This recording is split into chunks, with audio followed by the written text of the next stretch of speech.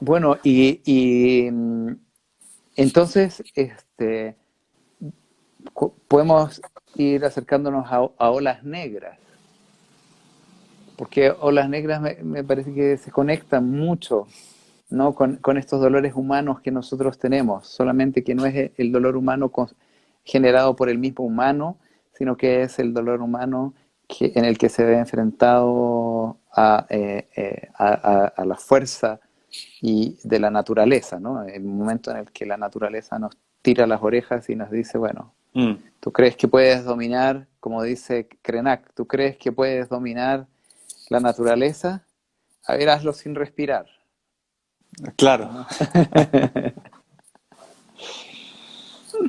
¿Cómo fue ese proceso con Olas Negras? Esa fue una invitación de Geraldine a ir a hacer un registro desde un lenguaje más poético de lo de lo que fue la devastación del tsunami. Y, y nos fuimos para allá,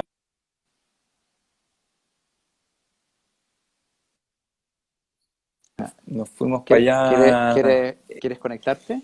M- Me queda como 20%. Yo creo que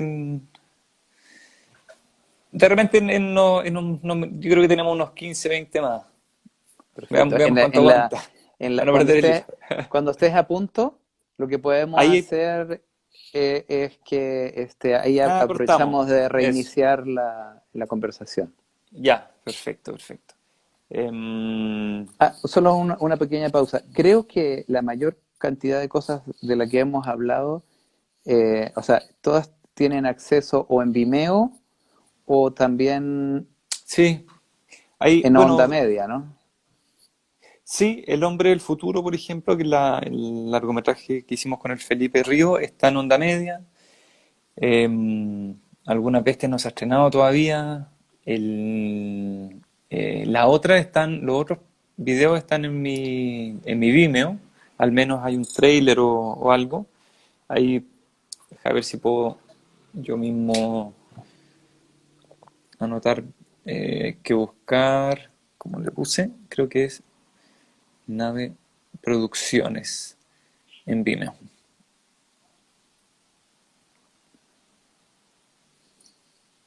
Claro, porque es muy interesante. Entrar a tu Vimeo es maravilloso porque ya es un viaje, un gran viaje.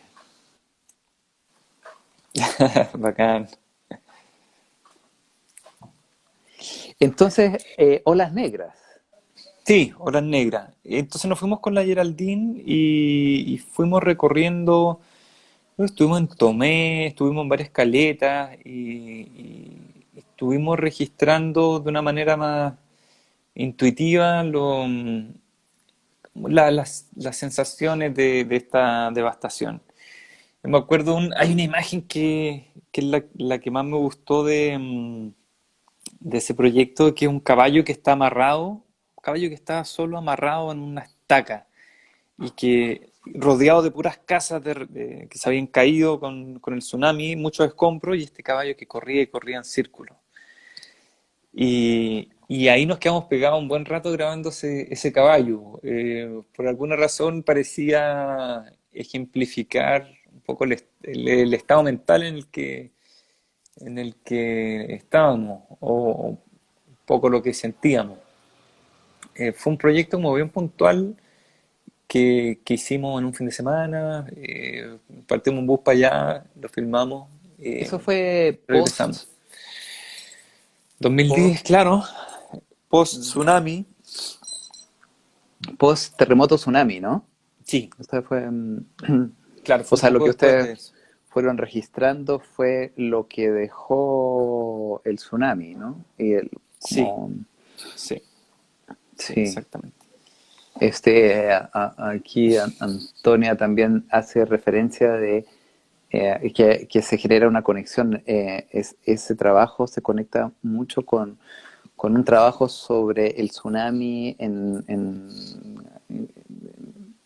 ¿cómo se llama ese gran maremoto que hubo en Valdivia?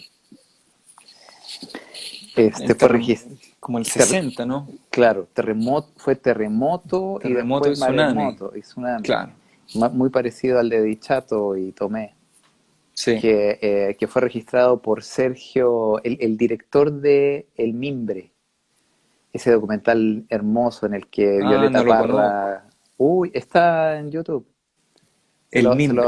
Se lo súper recomiendo. El Mimbre Ya, genial. es el registro de un señor trabajando el mimbre con música de Violeta Parra. Qué bonito. Sergio, ay, se me olvidó el apellido ahora. Es un señor muy simpático que ha hecho muchos documentales muy interesantes. Incluso hizo uno sobre, sobre Tierra del Fuego, en que invitó a Francisco Cloane, le mostró la película y le dijo, escribe, Sergio Bravo, eso es, Arnaldo aquí nos está recordando, Sergio Bravo. Bueno, Le mostró la película y le dijo, ¿por qué no escribes algo para hacer una locución en off?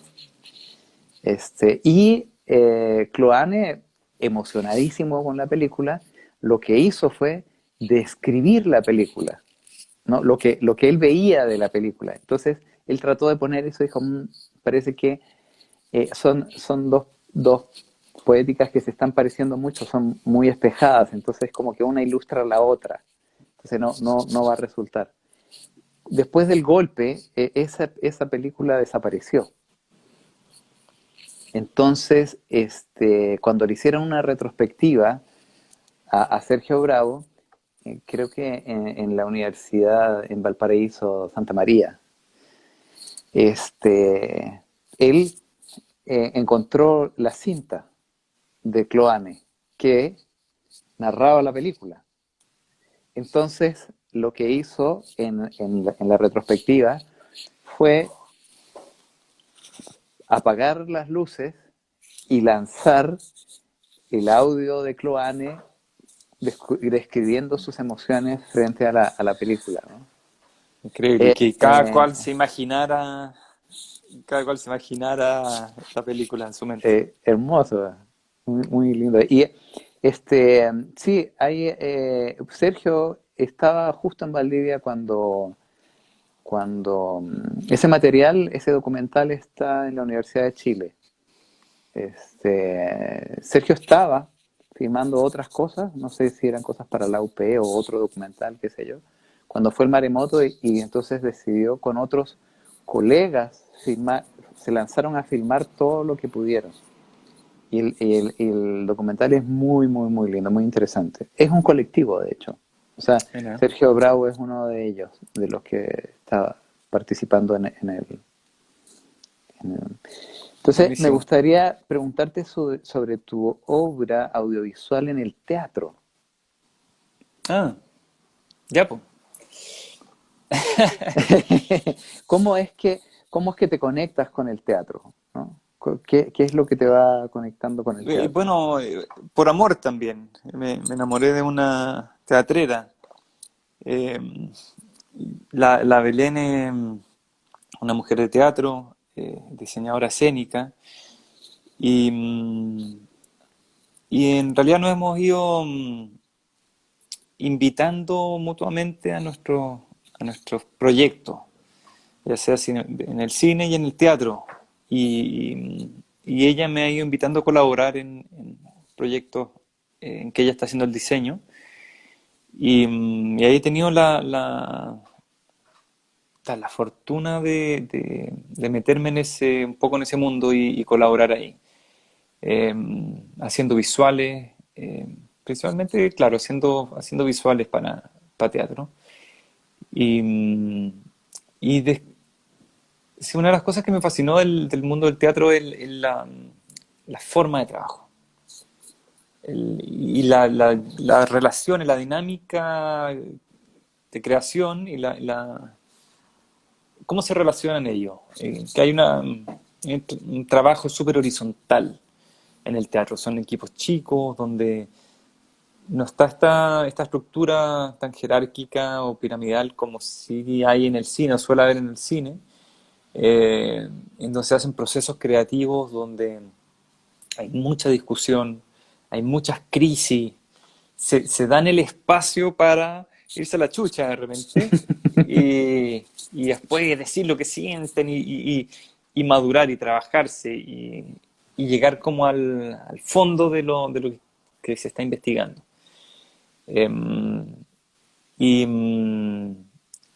sí, yo creo que eso ha sido, por una parte, como bien inspiracional, ver que se puede trabajar de otra manera y que en el cine también lo podríamos hacer, tener un trabajo más horizontal y colaborativo.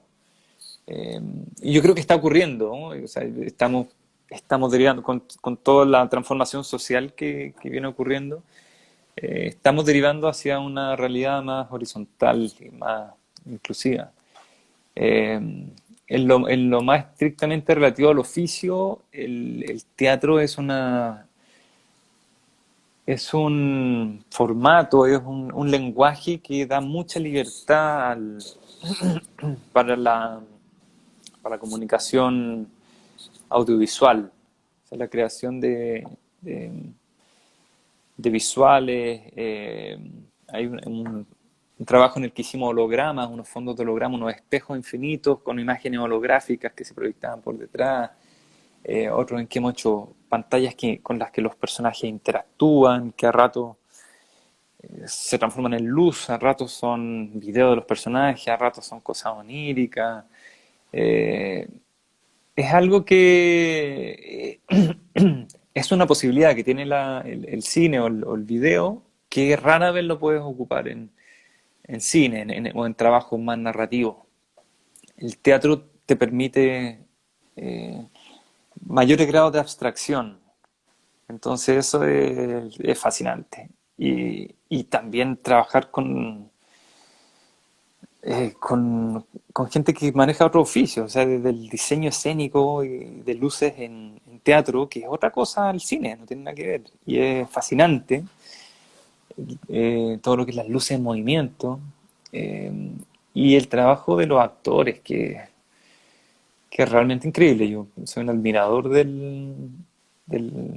esa capacidad de exponerse del coraje de los actores y de ocupar el cuerpo como un instrumento. Eso es algo que yo no lo tengo para nada. Yo soy bastante tímido, así me siento mucho más cómodo detrás de una cámara que al frente. Hay una relación con el presente también, ¿no? Maravillosa que tienen los actores. O sea, Sí, están muy, muy, muy en el presente, así, y como dices tú, tienen el coraje de vivir crisis y también de conectarse con el afecto y en el teatro me pasa eso con el teatro, que eh, eh, cada día es un día nuevo y es irrepetible, ¿no? Es como sí, la vida misma está ahí, sí, no es un registro, no hay un sí, proceso de registro, ¿no? Es algo que si tú no lo viste, no, sí. no lo vas a ver más, no vas a tener una aproximación, ¿no? Con las películas pasa un poco lo mismo, pero ya de una forma más periférica, porque cada día que uno ve la película, uno es también una persona diferente, ¿no? Y Claro, entonces, uno es el que cambió. claro, ¿no? Sí, El río nunca va a ser el mismo, pero en el caso del teatro y de los actores, lo que me parece así maravillosamente admirable es cómo ellos pueden lanzarse a hacer a, hacer la interfase, ¿no? De algo en el presente, ¿no? No hay montaje, no hay edición, ¿no? sí, po, Nosotros tenemos, sí, pues, editamos, ¿no? Bueno, le ponemos música, no le ponemos música, hacemos unas sí. correcciones de color y todas esas cosas, pero el teatro no tiene corrección de color, el teatro no tiene, los actores No, no hay toma dos, po, no hay toma no dos, montan. no. No, el Y show debe continuar. No, es un riesgo gigantesco, po. Están ahí completamente expuestos. y tienen que claro, navegar la función como sea, estén como estén, les haya pasado lo que les haya pasado. O sea, hay casos emblemáticos de actores que le han comunicado noticias terribles y han decidido subir al escenario igual a interpretar las funciones. O sea, hay algo bien épico en el teatro. cierto, Mm. cierto. Y es un poco lo que yo siento que también te tocó bastante en esa película que nos contabas, ¿no? Que no fue estrenada, que yo tampoco la he visto, que es Todos Algunas juntos. Ah, bestias. Algunas bestias, claro. Sí, Esa sí, no la he podido ver yo. sí, Claro, que la experiencia ahí estaban haciendo un registro de esa experiencia, ¿no? sí. De ese estar ahí, todos juntos, conectándose, reconociéndose, sintiendo juntos. A mí me pasaba un poco con Ruiz eso. A Ruiz le gustaba mucho y creo que Ruiz tenía mucha influencia también del teatro, ¿no? Bueno, él hizo La Maleta, que la maleta era un corto para un guión para un teatro, pero Ah, el eso no lo teatro, sabía. sí, Creo que es su primer corto, ¿no? El de la maleta. sí. Bueno, es una historia muy linda porque él estudiaba Derecho, Ah, ¿en este, serio? claro, junto con Pepe, el crítico. Entonces él llegaba todas las mañanas porque más o menos vivía relativamente cerca, iba caminando, y los amigos abogados, todos se arrancaban, porque ya, no, ahí viene Ruiz con unas historias para contar, no, nos vamos a atrasar. Entonces, y el único que se quedaba a escucharlo era Pepe, ¿no? Que es un crítico de cine fantástico, que en un momento le dijo, oye, ¿sabes qué? Esto que tú estás escribiendo no es teatro, esto es cine. Claro. No, es cine, tú deberías hacer cine. Y entonces Raúl dijo, bueno, pero ¿cómo vamos a hacer cine si esa cuestión es complicada y cara? Dijo, no, vamos a hablar con Pedro Chaskel, de la Universidad de Chile, que era el director Del centro experimental ahí del Centro de la, sí, Experimental. sí. Exacto. Y Pedro parece que les dijo, miren, yo tengo aquí, les puedo prestar, no hay dinero, pero hay una cámara y hay unos restos de rollos que les puedo pasar, Unos puchos. unos puchos. Y con eso filmaron La Maleta. Mira. Luego, claro, el sonido se perdió y lo editamos bueno, se encontró el material después, hace muy poco, ¿no? Y entonces hicimos un bonito transfer de, de, de ese material y luego se lo llevé en mi computadora a Raúl y le dije, mire, Raúl, aquí está la maleta. Entonces él miró el material y me dijo, mira, nosotros filmamos montando, como lo he hecho todo el tiempo en mis películas. No hay película en la que yo no monte en la cabeza. Entonces, me acuerdo del montaje. Dijo, entonces, vamos a hacerlo. Qué Y genio. en 2 días hicimos el montaje y me dijo, ay, pero aquí falta algo. Faltan unas escenas que yo me acuerdo que esos rollos no se revelaron. ¿En serio? Claro, sería increíble ¿Y las encontrar esos pillaron? rollos. Ah, no. No, no las pillamos. Deben estar por ahí, po. Claro. Y entonces, lo maravilloso fue que encontramos una salida para eso que faltaba y luego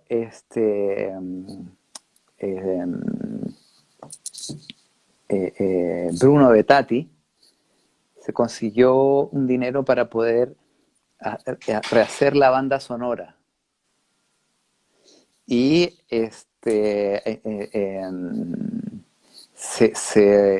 Raúl se juntó con ¿cómo se llama? Es un gran sonidista que vivía en Valdivia.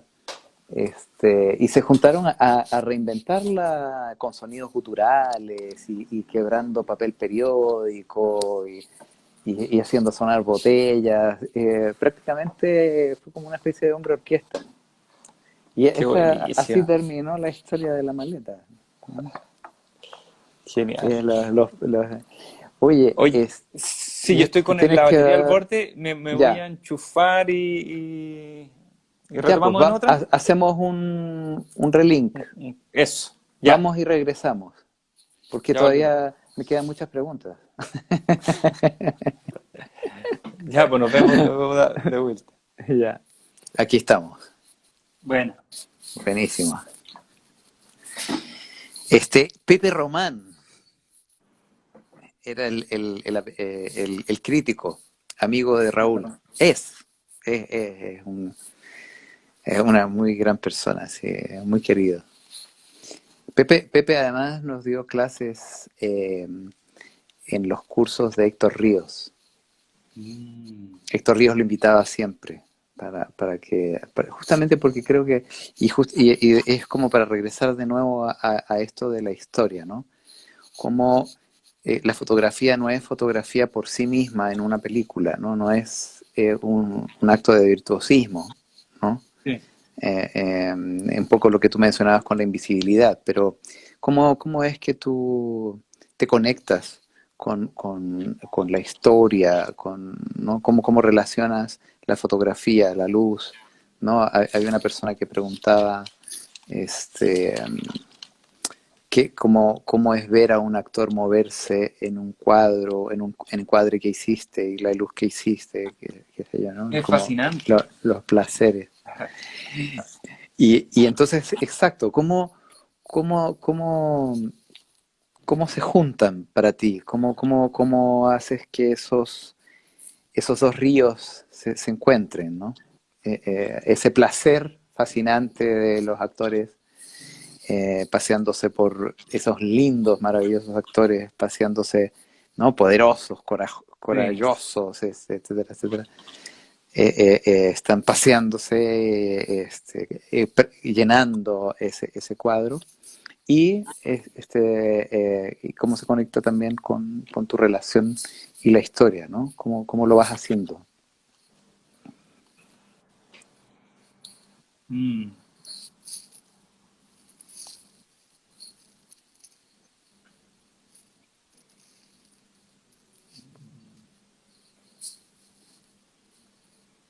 Sí, no sé si entiendo muy bien la pregunta. Eh, Te dejo interpretarla y si falta eso, algo... eso, ya. Porque en realidad las preguntas son solamente una justificación para conversar, Para seguir hablando. es para seguir hablando cosas. Em, sí, yo creo que em, pienso que para mí lo que es la composición y movimiento de cámara, em, trato de enmarcarlo dentro de una idea previa de lenguaje para la película que he discutido con la directora o el director. Cuándo mover la cámara, cómo moverla, a qué distancia está el primer plano del personaje, o qué tan cerca queremos llegar, o lo queremos ver de lejos. Eso es algo que ya está conversado y de alguna manera forma parte de un código.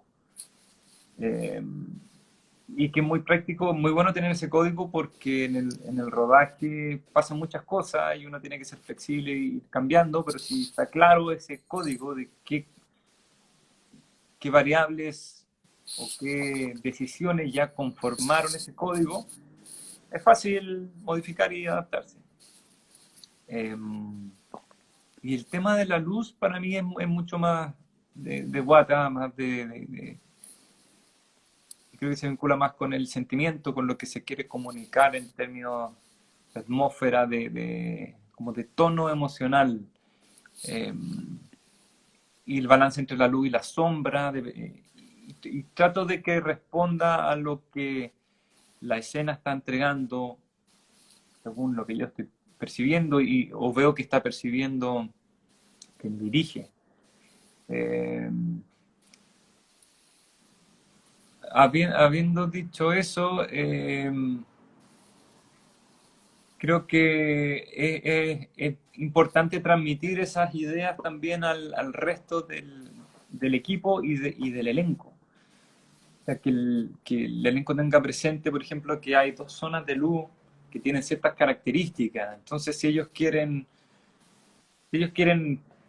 hacerse notar o quieren eh, potenciar un momento, una interpretación, conviene que lo hagan aquí más cerca del primer plano, en esta luz lateral suave que les llega, donde eso va a cobrar protagonismo.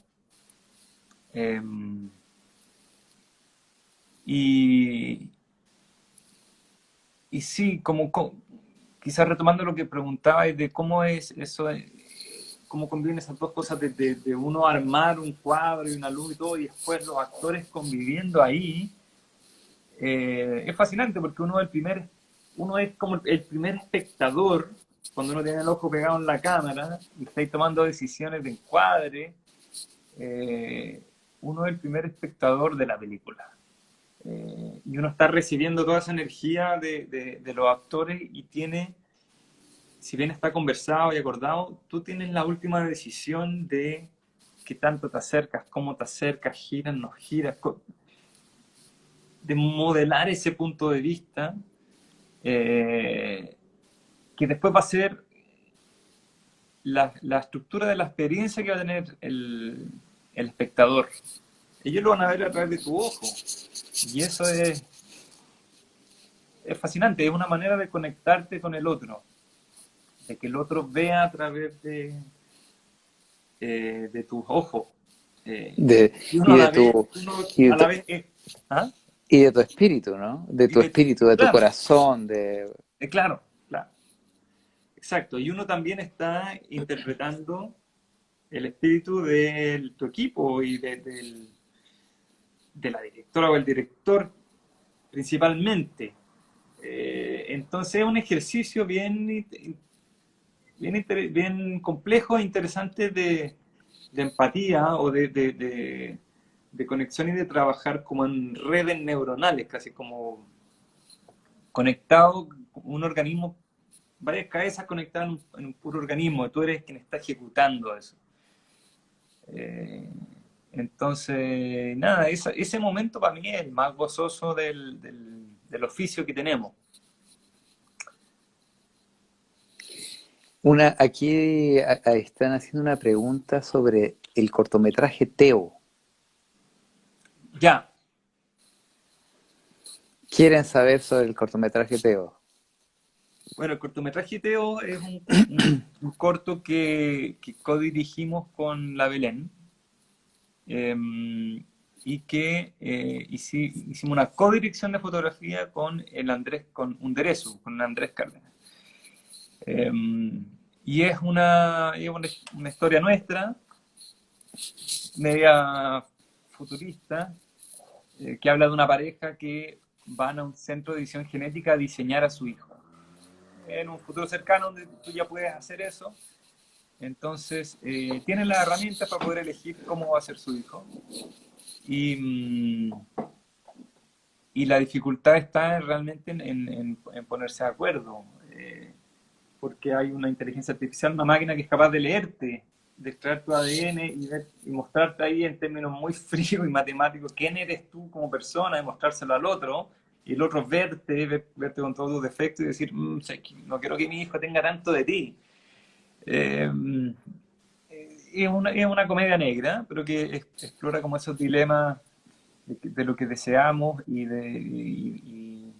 finalmente que eso nos refleja de vuelta. Y creo que fue también un ejercicio en la dirección y en el trabajo con los actores. Y desde la cinematografía fue un ejercicio también de colaboración, porque hicimos una codirección de foto con el Andrés, que es un colega, un amigo que lo quiero mucho. Eh, pero, claro, está en la línea. En el último tiempo he intentado probar esas combinaciones de hacer las cosas de a dos. de compartir la jefatura y no ser uno como el... Bonito. Es bonito porque además cruzaste o sea, es una codirección y una codirección de fotografía, entonces tú estás cruzando Sí, elementos, es como una claro. interfase. Aquí me pregunta la chica que ¿dónde se podría ver? Si se puede Lo- ver. ¿Se puede ver en el Vimeo? o sea, lo estamos terminando. No Ah, se ha terminado. perfecto. Es que tiene muchos efectos visuales. Estamos trabajando con dos personas muy buenas, pero eran casi 200 planos de efectos visuales y ha tomado mucho tiempo. Y la próxima semana deberíamos terminarlo. Los efectos visuales. Ahí viene el color y terminar el diseño sonoro, la música. Y esperamos que en un par de meses ya esté listo para verlo. Ahora yo no sé en el panorama actual de festival y plataformas, no sé muy bien qué recorrido ir a hacer, pero me imagino que de aquí a un año se podrá ver estar arriba para verlo. Imagino. Buenísimo. Atentos entonces. Oye, y bueno, entonces ya que estamos hablando del presente y esta relación del futuro, el pasado, qué sé yo, sería interesante ir entrando hacia el hombre del futuro, porque no solo por la obra misma, sino que porque además ustedes con Felipe tienen una relación de trabajo bien desarrollada, ¿no? Han hecho muchas cosas juntos desde la escuela. Incluso vi un corto muy bueno, ¿cómo se llama este corto? Es sobre un inquilino y un Das Golem. Das Golem, Das Golem, sí, está muy bueno. Ese es Eh, nuestro primer eh, corto con el Felipe. Cuéntame un poco sobre esa relación de trabajo y cómo ella se fue desarrollando hasta llegar al hombre del futuro, ¿no? Que creo que es lo último que han terminado juntos. Seguro están haciendo otras cosas, pero es lo que Sí, se ha cerrado. sí.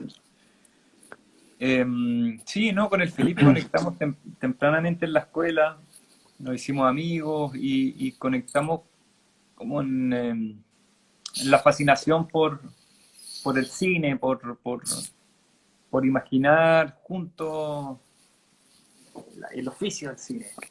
Y nos complementamos desde un principio muy bien para construir lenguaje juntos.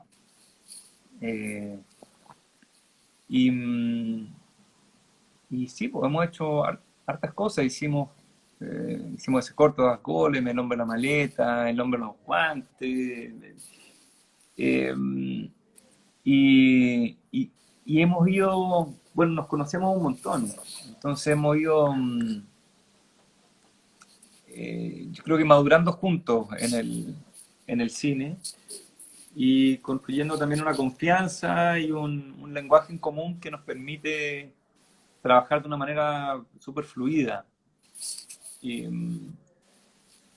y yo creo conocer, más bien conocer las obsesiones de Felipe. Felipe es una persona muy estética, ¿eh? Tiene nociones de fotografía súper claras y conocimientos de arte. Entonces, es alguien que te pone desafíos y te entrega mucha información con la cual trabajar. Y te da mucha libertad también. O sea, te entrega esa información y después te empuja para que vayas más adelante y si ve que estáis muy conservador, te agarra para el huevo y te dice gallina. Como, o tenemos como esa confianza para decirnos, y también le digo cuando, no sé, si algo una cena está muy mala o algo no está funcionando y tengo la confianza para decirle, Felipe, no. Y entonces es una colaboración súper rica. Claro, pues hay una buena clave, ¿no? La confianza, la relación de Sí, confianza que se puede desarrollar. porque la confianza es lo que te permite ir en conjunto más lejos aún de lo que tú puedes ir, ¿no? Porque dos, tres, cuatro confiando en sí mismos, más fuertes entre sí mismos, porque cada uno tiene su propio talento, eh, eh, permite ir más allá de lo que uno podría ir solito, ¿no? Sí. No sé, suele entender. Y entonces, a ver, aquí voy a regresar a unas preguntas para no olvidarme, eh, de personas que están aquí. Dice, ¿cómo preparas?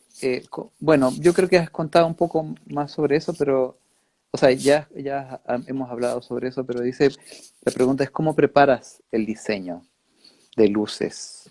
¿No? No sé si quieres agregar algo sobre eso o si ya sientes que ya hemos tocado Eh, el asunto.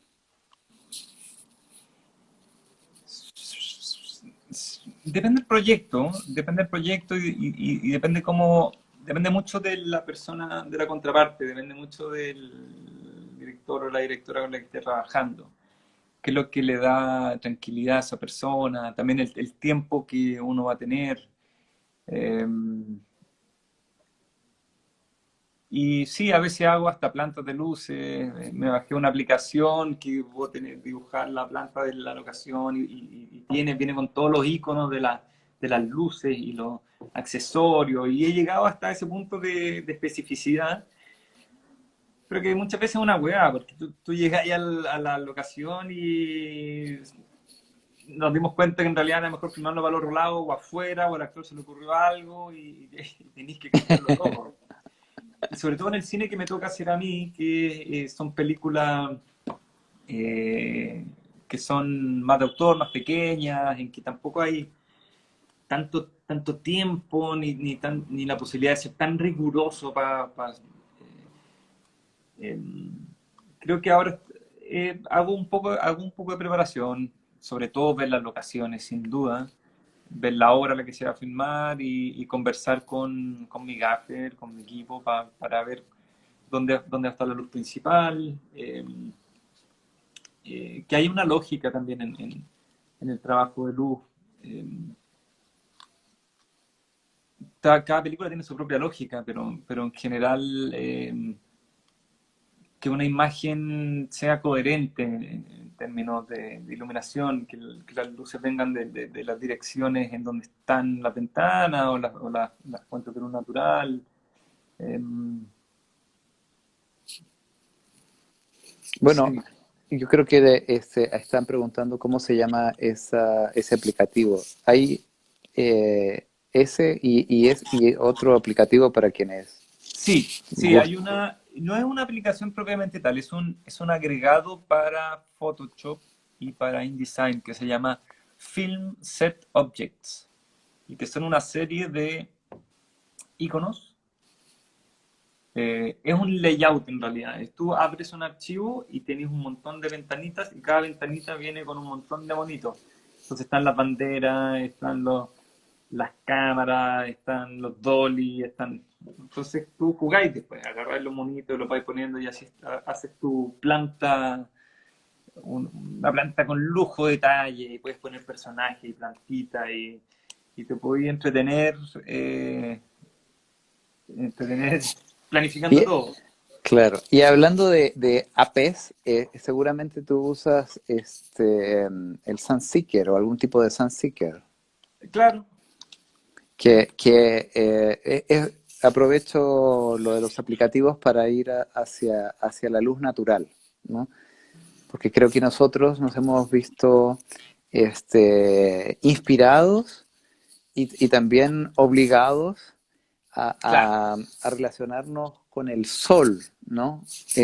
Bueno, por suerte nuestra cultura andina tiene una conexión con el sol, ¿no? Con el movimiento del señor Sí. Helios, ¿no? Entonces, sería interesante preguntarte un poco por ejemplo, no solamente cómo es tu propia relación con la luz natural, sino que la luz solar, luz natural, sino también cómo de alguna manera u otra, y que ya hiciste una pequeña mención, pero me gustaría profundizar un poquito más sobre eso, eh, eh, se relaciona eso con el equipo, ¿no? Con el director, con los productores, con los mismos actores, ¿no? ¿Cómo has conseguido conciliar ese elemento? Porque hay una particularidad con la luz solar, que es que el sol sube, sube, sube, sube, sube, sube, llega a un punto y luego baja, baja, baja, baja, baja. Y es como el verdadero sindicato, ¿no? Ese sí que es un sindicato, porque Sí. no hay quien le diga, O sea, oye, ¿cómo flexibilizar los los tiempos? horarios, claro. No es Sí, como, para un poquito que esa luz está linda y los actores se están maquillando. claro. ¿Cómo, más o menos, cómo dialogas con eso? O sea, ya, primero que nada me parece que la luz del sol es la luz más noble con la que uno puede trabajar. Y, y la cualidad de la luz del sol es muy difícil de reproducir.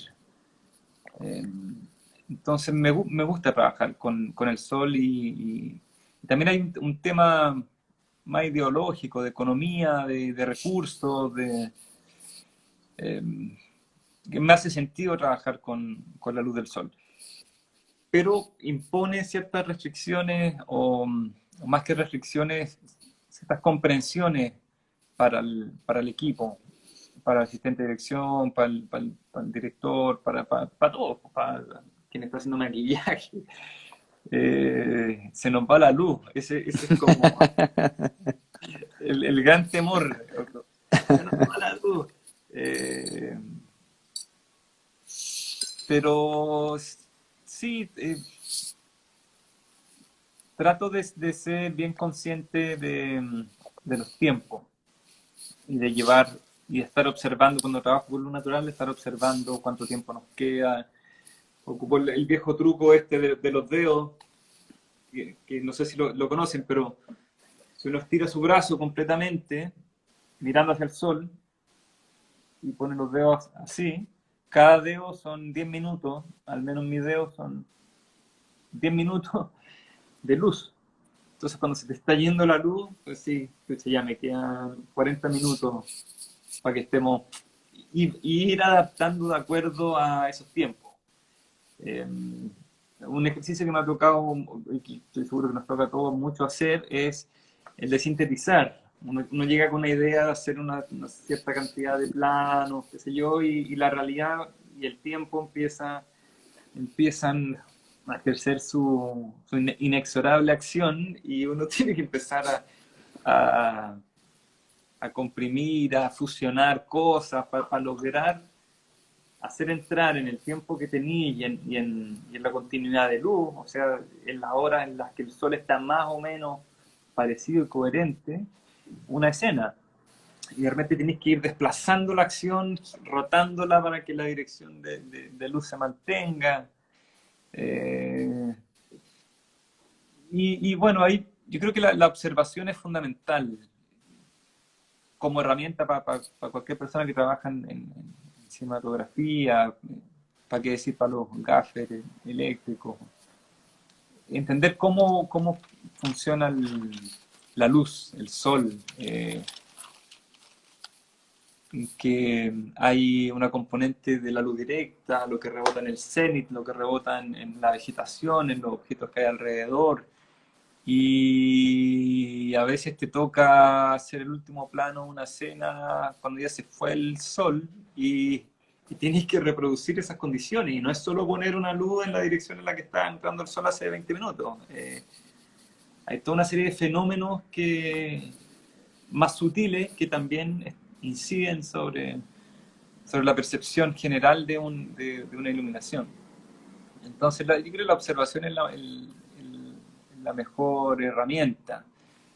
Eh, y eso uno lo puede hacer en cualquier lado, en cuarentena o no en cuarentena, es un aprendizaje constante.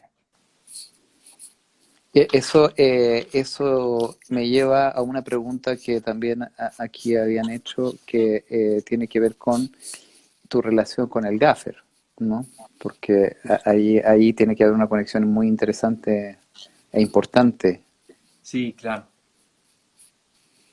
Sí, ¿Trabajas con un mismo gaffer o has ido rotando?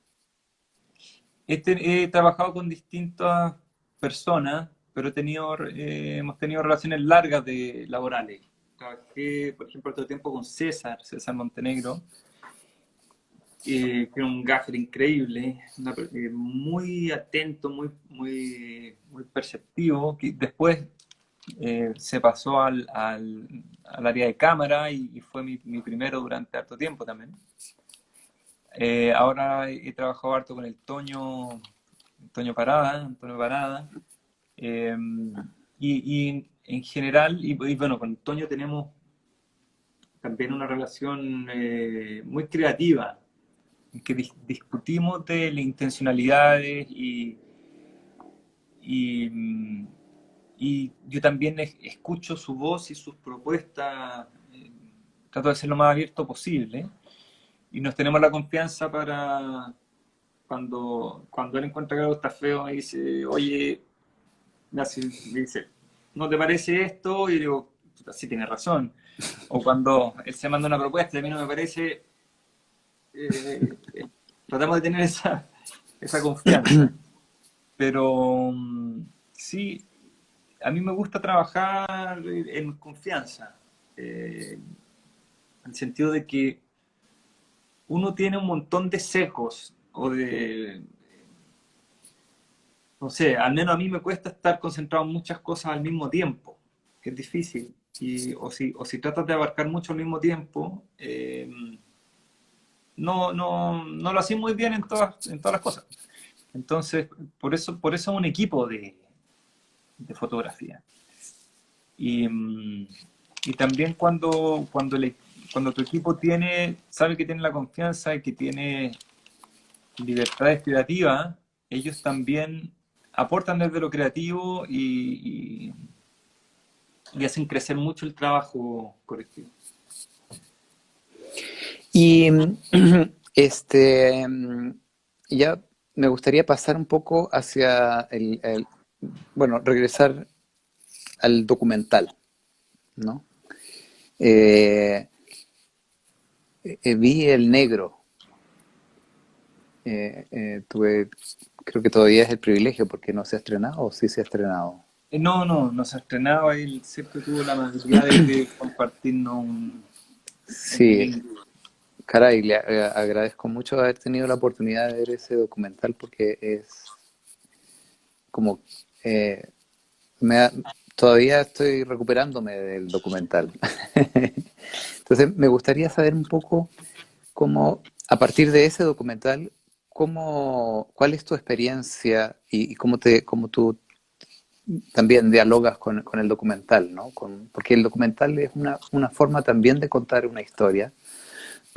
También hay que construir un lenguaje, también hay que crear una atmósfera y en ese sentido eh, eh, se empiezan estas relaciones de como porque cuando uno hace eso uno se está proyectando también, ¿no?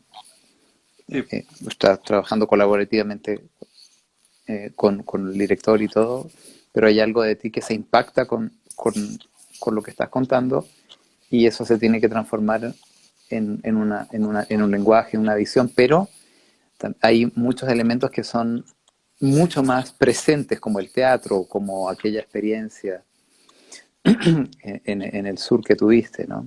Entonces, eh, me, me- me provoca, me da mucha curiosidad el saber cómo tú te relacionas con el documental.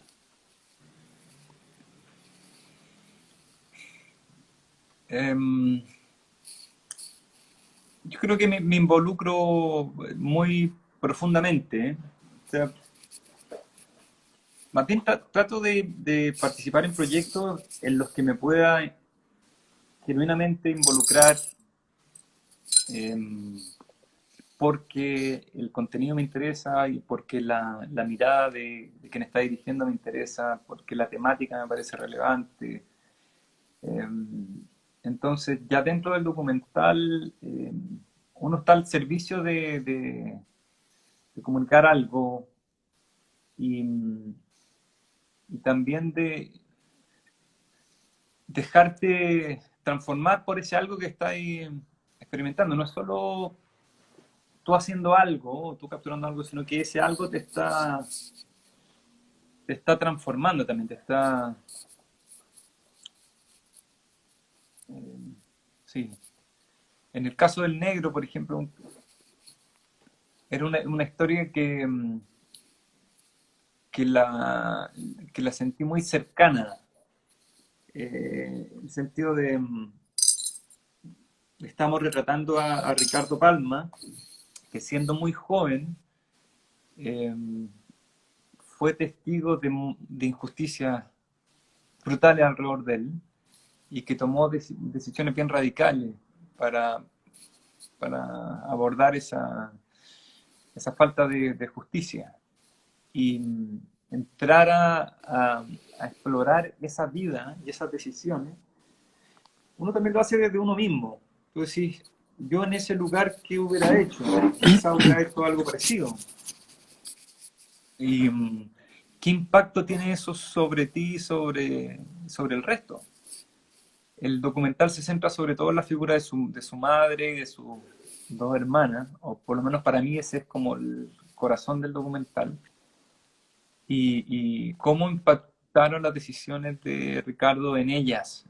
Eh, entonces, para mí fue un espacio de reflexión traído al presente sobre cómo relacionarse con las injusticias que están presentes ahora, que no son tan distintas a las de antes, y el impacto que tiene la violencia en particular sobre el ser humano.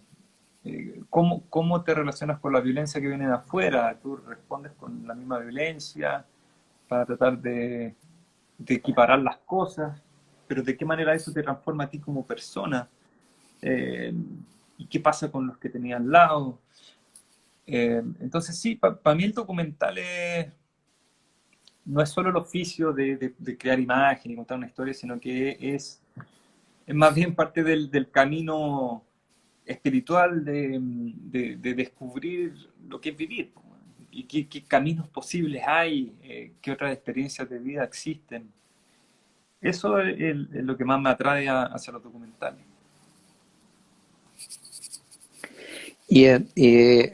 Haces mención de la transformación. Eh, eh, me gustaría preguntarte sobre, porque el ejercicio de hacer bueno, cualquier trabajo artístico, bueno, todos los días nos estamos transformando, pero me parece que la fuerza transformadora que tiene cada obra es importante, ¿no? Entonces, me gustaría también un poco preguntarte sobre el ejercicio del hacer y cómo el hacer genera esa transformación, ¿no? O cómo sientes esa transformación, o si sientes, o tal vez no la sientas, ¿no? ¿Cómo el que hacer? Porque, por qué hacemos? Es la pregunta, ¿no? Uno se hace una pregunta, ¿por qué estoy haciendo esto? Todos los días uno se levanta y dice, Sí, por qué estoy preservando la vida, por ejemplo, ¿no? Eh, eh, ¿Qué es lo que me hace preservar la vida? ¿Qué es lo que me hace ir hacia adelante y nuevamente seguir hasta la noche y a veces no dormir en la noche y seguir en esto que llamamos, que podemos llamar vida, ¿no? ¿Cómo se relaciona eso? ¿Cómo se relaciona tu trabajo con el ejercicio de transformación? Si hay una búsqueda, si no hay una búsqueda. sí, sí, una buena pregunta. Y, y, y es una respuesta complicada porque nosotros como colaboradores, como director de fotografía, no siempre podemos elegir, o no siempre, siempre podemos elegir, pero no siempre los contenidos en los que trabajamos son los que más resuenan con nosotros mismos. O sea, me encantaría poder decirte que trabajo en puros proyectos que me hacen sentido y que me aportan en mi crecimiento como ser humano. A veces sí, trato de buscar trato de vincularme con gente, con proyectos que resuenen conmigo, y muchas veces ha sido así, pero otras veces no tanto. Eh, y me pregunto eso, o sea, ¿qué sentido tiene? A veces no tengo respuesta.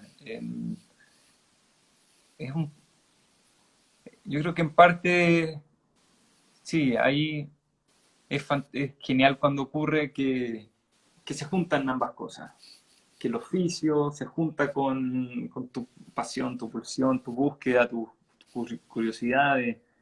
eh, o si tú logras meter eso en un proyecto. O sea, yo trato de los proyectos en los que me meto como de explorar mis propias preguntas, inquietudes en esos proyectos. Pero a veces no. A veces me toca hacer un proyecto que es súper lejano, lo tengo que hacer porque tengo que vivir de esto y lo entiendo así. Ese es el sentido. Tengo que hacerlo para poder, por un tema más práctico. Eh, Recordando a tu abuelo. sí, recordando a mi abuelo. Buenísimo. Y eso, porque, y aquí entramos a un espacio que es interesante porque la transformación está relacionada con este paso de la luz a la sombra constante, ¿no? Estamos, para transformarnos tenemos que como que de alguna manera lanzarnos a un lugar oscuro, porque si transitamos solo por los lugares seguros, eh, Sí. eh, no hay una posibilidad de transformación, si no hay un ejercicio de abordar justamente lo que comentábamos antes en relación al ensayo-error. eh, eh, no hay posibilidad de transformación, ¿no? Entonces, sería interesante también preguntarte sobre esa relación, cómo se va esa experiencia entre la luz y la oscuridad, entre lanzarse a esos lugares desconocidos, eh, cómo eso se va manifestando en tu devenir, ¿no? Porque la obra en sí misma es parte del devenir y la obra también ya es algo que queda para quienes se aproximan a la obra. Pero me da curiosidad cómo te relacionas con esa luz y esa oscuridad, así como, y cómo ella se ve reflejada en tu trabajo, ¿no? Porque en tu trabajo hay unos momentos muy interesantes, por ejemplo, en El hombre del futuro, ¿no? Que es este personaje que está siempre yendo hacia adelante, ¿no? Sin preguntarse mucho. Él va y intenta ser lo más correcto posible, pero en este ejercicio de ser lo más correcto posible, por andar por el lugar donde la sociedad le exige, o él, donde él siente que la sociedad le exige que tiene que ir, deja de lado los momentos más increíbles y transformadores, ¿no? O sea, la Mm, hija, la otra posible hija, la otra mujer con la que sí tiene una conexión y hay un amor. Entonces, claro, él trabajó, hizo lo que la sociedad, ¿no? O sea, le envió dinero a la mamá, tal vez, y todo eso, pero él desapareció, ¿no? mm, Hay una ausencia. Y eso es andar también por la oscuridad. Y tuvo una elección y una transformación, ¿no? Este, bueno, cuento eso porque me parece que la fotografía, tu fotografía refleja muy bien eso, ¿no? Entonces dije, bueno, entonces Nano ha recorrido zonas de oscuridad, ¿no? las conoce estas zonas de oscuridad, ¿no? Entonces, me gustaría, y eso conectarlo con un poco con tu viaje a la India, con tus viajes, ¿no? Sí, sí, bueno, una pregunta. Eh, Tómate el sí, va a tiempo, tomar, me va a tomar un tiempo respira, respira, cortito sí. de... Por suerte nadie nos está apurando.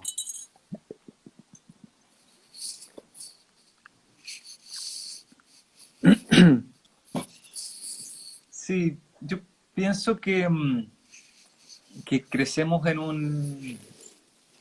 una cultura en que se le tiene mucho miedo a a la oscuridad, sentido de mirar el lado oscuro del espíritu humano, o lo que no te gusta de ti mismo, los fantasmas o las cargas que uno arrastra. Eh, pero tengo la impresión de que la única manera de crecer o de abrirte, abrir tu conciencia, es precisamente mirando la oscuridad. Ahí es donde están las claves de quiénes somos, de qué cosas determinan nuestras decisiones, nuestras relaciones. Eh, ahí están las respuestas a muchas preguntas. Y cuesta, y hacemos esfuerzo, eh, vamos hasta el límite para no ver la oscuridad. Así, hay límites de negación impresionantes. O sea, lo vemos ahora a nivel de sociedad. Es una sociedad que no quiere mirar sus propias oscuridades, nunca ha querido enfrentar las brutalidades que ha cometido. Eh, entonces, en términos personales, creo que como la responsabilidad más grande que uno tiene es esa, eh, explorar su propia oscuridad y verla y ser consciente de ella, porque está ahí, todos la tenemos. En el caso del hombre del futuro, es súper buena tu lectura, es alguien que va para adelante, como que un poco la idea que se nos inculca a todos, como de darle, trabajar, de lograr cosas, y nunca detenerte a cuestionar nada, ni, ni, ni entender el por qué hacen las cosas. Eh, y creo que en la fotografía también la oscuridad es fundamental, es tanto más importante que la luz. Eh, Creo que ahí o sea, se puede establecer un paralelismo bastante preciso entre la oscuridad y la imagen fotográfica, o entre la relación entre la luz y la sombra, y la conciencia y la inconsciencia del ser humano. Es quizá el paralelismo más obvio, pero muy elocuente, y creo eh, que es muy apropiado para referirse a eso, a la conciencia, a la inconsciencia. Y entonces, en ese sentido, por ejemplo, ¿qué es lo que sucede ahora que nos enfrentamos como a una situación de introspección, de tener que quedarnos encerrados en casa? ¿Cómo ves la fotografía ahora? Ahora que ese colectivo es un colectivo que va a estar cuestionado por un cierto momento hasta que retornemos nuevamente a un espacio de confianza. Este, Sí, yo estoy un poco desorientado en realidad, eh, porque no tengo muy claro qué es lo que tiene sentido hacer en este momento. Y salir a seguir filmando las cosas que estábamos filmando de la misma manera. O, o sea, de Guata no me hace mucho sentido salir a filmar ahora. Más allá de las precauciones sanitarias que hay que tener y la responsabilidad social. Sí, como que me pregunto qué hacer en este momento. No lo tengo claro. No lo sé. No lo sé. De hecho, em, pasa que algunos proyectos que uno tenía personales, que quería abordar cierta temática, hoy en día parece irrelevante. Después de todo lo que ha pasado en los últimos 6 meses, eh, yo creo que requiere un periodo de reflexión, de replantearse qué hacer, cómo hacerlo.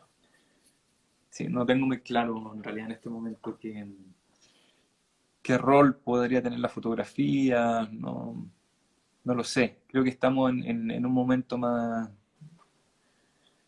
básico, más primario, de cuestionamiento más primario de cómo debiéramos funcionar como sociedad.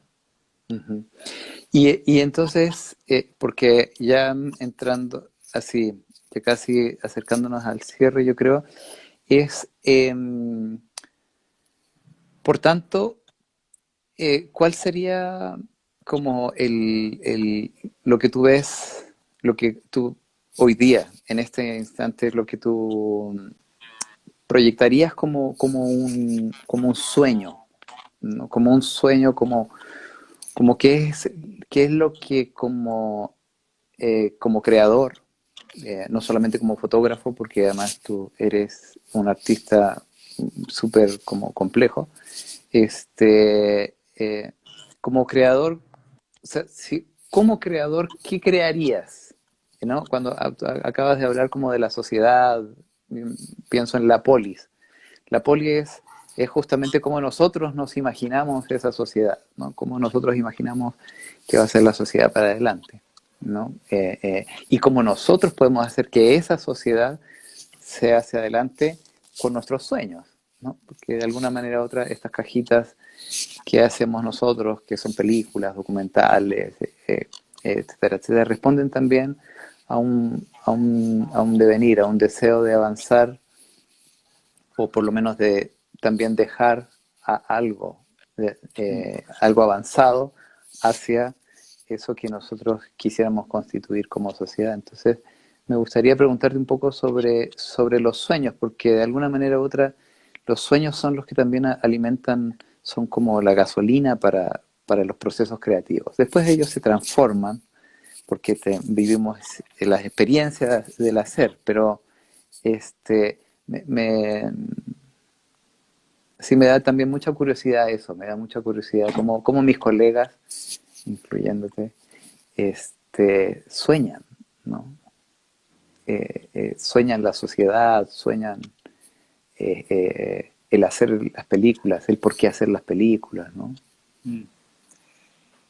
Em, sí, yo creo que yo había estado esperando toda mi vida que las cosas cambiaran, con ansia. Em, Entonces, por un lado, estoy fascinado de que hay una transformación profunda, que se estén movilizando las cosas. Creo que el arte ha tenido una función importante en ser catalizador de ciertos movimientos. El teatro, el cine, otras artes, la música, porque va plantando semillitas en los espíritus que son sensibles y nos va conectando sobre ciertas ideas de humanidad en común. Eh, pero la transformación como sociedad es difícil, es dolorosa, es compleja, porque hay unos que no quieren que las cosas cambien.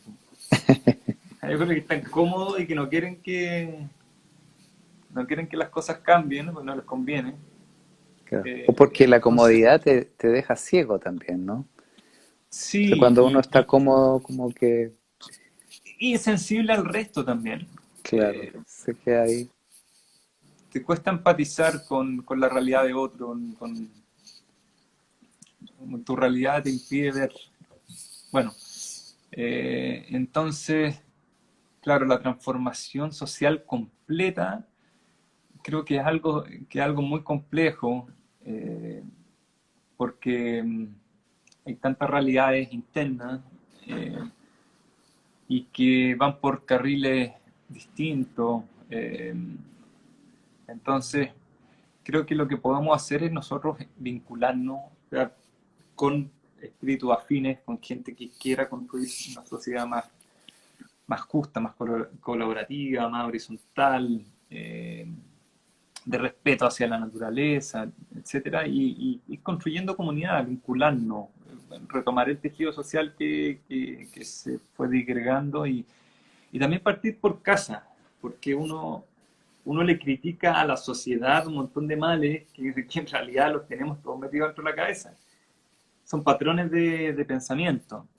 No es que el sistema exista por sí solo y se haya creado solo. El sistema lo crearon seres humanos y es el reflejo de ideas, finalmente, que lograron establecerse y que han sido apoyadas por ciertos grupos, pero que también las tenemos nosotros en nuestras cabezas. Entonces, yo creo que el primer trabajo es el trabajo personal interno, cambiar tu cabeza, cambiar cómo piensas y construir desde tu propia escala, o sea, con quién tú te vinculas a diario, en, en tu casa, con tu pareja, en el trabajo, con tus colegas. Eh, Ahí está la revolución, creo yo. Cómo tú te vinculas con el otro en el día a día. Interesante porque es bonito preguntarte sobre los sueños y que me hables de revolución. Es muy lindo. Leí por ahí en un libro que revolución es R, que es movimiento, evolución, ¿no? Y evolución es solamente transformación, ¿no? Es muy Sí, bonito eso es. que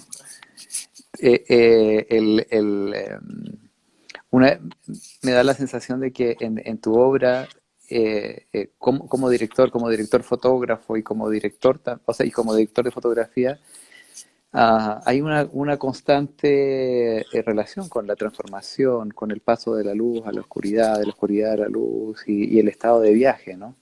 Es muy bonito como en tus documentales de Inner Landscape te ocupaste mucho de eso, ¿no? Y también de algunos momentos más neblinosos en los que hay luz, pero no se ve, ¿no? Que es muy Claro. lindo ese momento. Claro. Bueno, yo creo que ya hemos llegado al final de mis preguntas. No sé si tú quieres agregar algo. Yo creo que nunca había hablado tanto en mi vida. Creo que ha sido suficiente. A no ser que Sí. alguien, o sea, yo he visto pasar algunas preguntas. Ah, eh, sí, podemos pasar a las preguntas. Dice, ¿qué libros recomiendas? ¿Qué libro recomiendo? Em, Quizás últimos libros que he leído interesantes.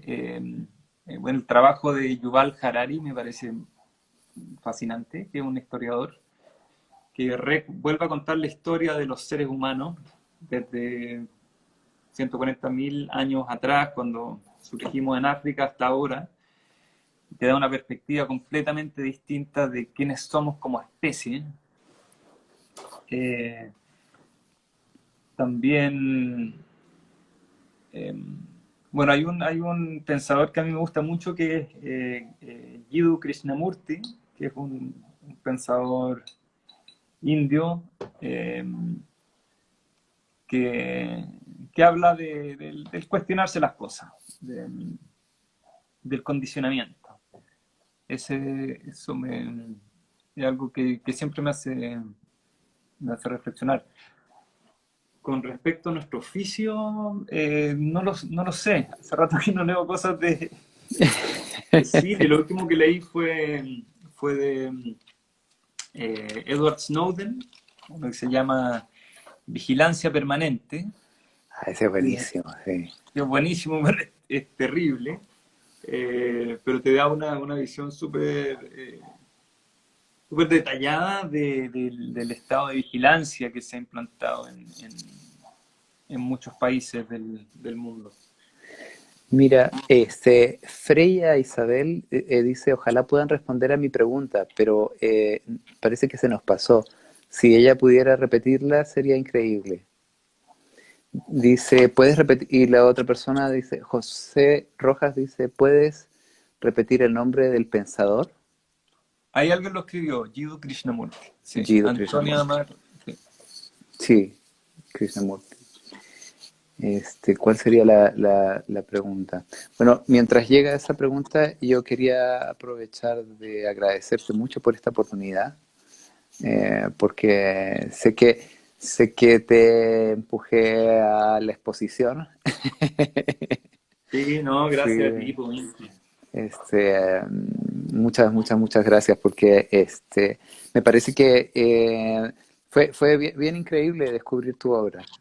Fue por una cosa muy práctica poder ver tu obra en la que también me sentí muy, muy reflejado. Entonces, eh, gracias por ese recorrido también, por ese largo recorrido, porque acumular esa obra también implica una cantidad de tiempo de dedicación, de noches sin dormir, ¿no? de paciencia, de muchas otras cosas. Entonces, gracias por aprendí mucho, mucho, mucho, mucho, mucho. No, pues Así muchas que gracias a gracias. ti, Inti, por empujarme a esto, por esta invitación tan generosa de tu parte. Para mí es un honor también compartir contigo esta conversación, porque admiro mucho tu trabajo, pero también, sobre todo, tu propuesta, eh, propuesta más ante la vida, como ante el trabajo, como me parece que me identifica mucho. Así que, nada, Muchas gracias. un gusto compartir esta conversación contigo. Bien, entonces, ¿qué películas recomiendas para el aumento de conocimiento del lenguaje cinematográfico? De, vaya, mira, una de las películas que me fascinó de las últimas que he visto es una que se llama Cold War, Guerra Fría, una película polaca, del mismo director que hizo Ida, Mm, un trabajo en blanco y negro maravilloso. Pero yo creo que más que películas específicas es refinar la observación, observar cosas que sean grandes obras o cosas más pedestres y muchas veces uno aprende más de cosas mal hechas que de cosas tan, eh, tan elevadas, siento yo. ahí está. Freya pregunta, claro, sobre qué es lo que le podríamos aconsejar a ella porque le gusta mucho el cine y pregunta qué es lo que puede leer o ver para poder afinar su ojo cinematográfico, porque le gusta mucho el cine, pero no se siente muy como, no sabe por dónde entrarle a ese lenguaje. Mm. Em, Chuta, es que es tan vasto el océano de cinematográfico allá afuera. Hay algunas plataformas que están buenas. Hay una que se llama Movie. Hay un blog que se llama 400 películas también, donde puedes ver películas gratuitamente, que son películas de autor, que está muy bueno. Onda Media está muy bueno para ver cine nacional. Claro. El libro de Eh, Almendros me parece que también es, a sí, mí Días de Cámara. Días de Cámara me ayudó Sí, mucho. Sí, aquí Pepe de Kid recomienda eso, totalmente de acuerdo. sí, muy buen libro. Días de Cámara. Y hay un libro que también bueno, para los que viven en Chile, estos son los libros de Ruiz, ¿no? La poética del cine me parece que es una muy buena aproximación como al lenguaje, no solo para cineastas o cinematografistas o etcétera, etcétera, sino que él invita a reconocer el cine como un acto poético, como todas las otras obras, y que en este proceso de hablar de cosas sin nombrarlas, eh, se hace posible también entendernos nosotros. Mil perdones. Me distraje. No, no sé por qué no alcancé a ver el aviso de que se iba a cortar. Claro, estaba hablando de poética del cine. También están las memorias de Raúl Ruiz, que están muy buenas, porque habla no solo del cine, sino de la vida y cómo él vive la vida y cómo vive el cine y cómo se le van mezclando las cosas. Es muy, muy bonito, muy interesante. También vi que estaban mencionando esculpir en el tiempo, ¿no? Tarkovsky, sí. Esculpir en el tiempo de Tarkovsky, que también es muy interesante. No sé qué. Bueno, también hay un libro que me pareció muy interesante que es En busca del pez dorado, de David Lynch. Sí, que es más de meditación Sí, trascendental, pero sí, está bueno, porque otro es un acercamiento distinto a la creación. claro. Aquí dicen el cine de Bazin, la película de Raúl Ruiz, de Recobrando el Tiempo. Sí, el libro de David Lynch es bien interesante porque habla de meditación y su relación de la meditación con el cine, pero también es como con el trabajo creativo, ¿no? Con el Sí. proceso creativo, eso es Cómo bien pescar la interesante. idea. Claro, Sí, cómo tenemos que ir y sumergirse. profundizar y sumergirnos en la oscuridad total sin temor, porque ahí es donde está el pez dorado, porque el pez dorado habita en la oscuridad total, en las profundidades de nuestro ser, que me parece una linda metáfora. Sí, sí.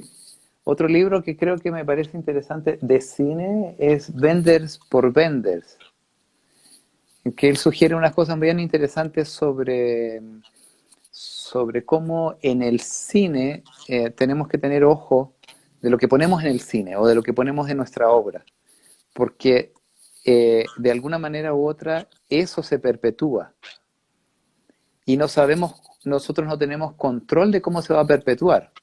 Entonces, él, por ejemplo, Culto de la Luz también de Nisvik, lo que sugiere Wenders es que él no pone nada en sus películas o en sus obras que le parece que no deban de perpetuarse, como por ejemplo la guerra, ¿no? Claro, hay una ética Porque ahí. hay una ética, claro, Mm. y me pareció bien interesante porque efectivamente nosotros no manejamos, o sea, nos podemos decir para justificar, no, sí, vamos a hacer una escena de violencia porque queremos decir que la violencia, no, etcétera, etcétera. Pero nosotros no tenemos control de quien ve esa violencia y lo preparado que esté esa persona para tener una mirada crítica de la violencia o no. O sea, tal vez esa persona Sí. se ve reflejada. Freira pregunta por el nombre del libro. Puede ser Venders por Venders, En busca del pez dorado, La poética del cine. Creo que esas son las que estábamos comentando. Días de cámara. Entonces, Días de cámara. Es interesante porque ¿qué es lo que queremos preservar? ¿No? Maturana dice eso. ¿Qué es lo que queremos preservar? ¿Qué es lo que nos gustaría preservar? Mm. Entonces, eh, lo que uno pone en la obra es algo que se va a preservar y no sabemos cómo se va a preservar, ¿no? Si va a sufrir ¿cómo se dice? ¿Qué tipo de interpretación va a tener? ¿No? Si se va a deformar, si no se va a deformar, o si nosotros vamos a expresarnos lo suficientemente bien como para que haya una comprensión de eso, ¿no? Me parece bien interesante, así como la mirada de Bender sobre el cine. Así, Bender Sí. by Bender, yo me animo a recomendarlo. A recomendarlo.